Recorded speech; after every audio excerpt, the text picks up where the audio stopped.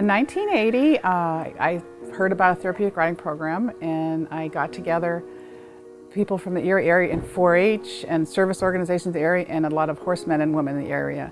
And we got a meeting together and we decided to start what we called TREC, or Therapeutic Riding Equestrian Center. Or actually, it was Therapeutic Riding of Erie County, and later we changed to Equestrian Center.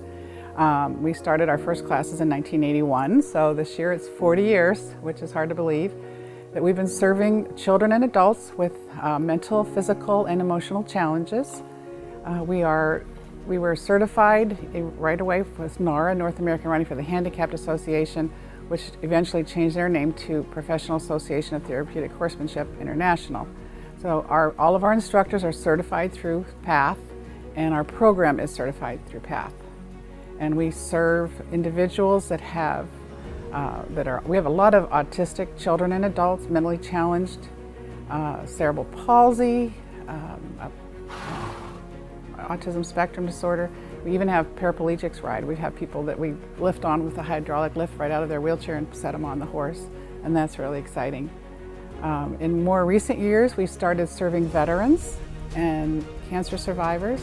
There's so many things. I said, yesterday I think I had the best day ever, but that happens all the time. I had 3 brand new riders, and I love starting people on their first time on a horse that were so exuberant and excited to be on a horse that I almost had to keep myself from crying because they were so excited to be on a horse. And getting that first time on the horse was one of my favorites. But then later on, when someone you never thought could ride a horse, or they're really fearful and not sure if they want to get on, and then sometimes months, some of them years later, and all of a sudden you see this huge breakthrough and they're riding by themselves. This is my son, Brad, and he started riding about 10 years ago. A doctor that he we kept trying to find ways to get him stronger and get him better. And he suggested this, and we searched it out and found this place, and it is the best thing we've ever found to help him. When the doctor suggested it, had I ever heard of, hippotherapy? I said, I don't even know what that is. And so he explained it to me, and I got on the internet and started searching. And he had told me he thought there was a place up in Fairview.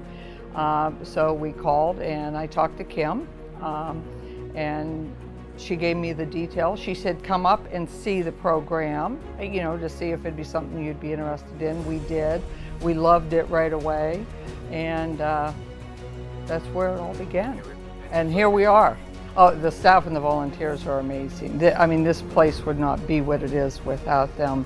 And no matter what the weather, no matter what they have going on in their life, they know that these kids look forward to this program and they are here for them. And without them, people would not be able to participate and ride.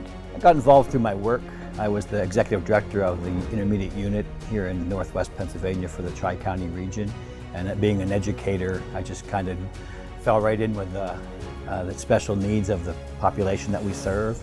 I really led a campaign to treat the whole person that we dealt with, not just the learner in the academic world, but to get to know them socially, emotionally, and physically as well, so we can address the needs of everybody.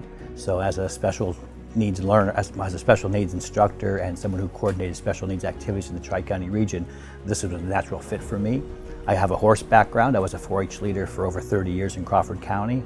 So I knew horses, I knew kids, I knew learning. So the whole world comes together here when all those 3 fit together. And again, I just wanted to help the riders and their families expand their horizons and grow as a whole rider and individual.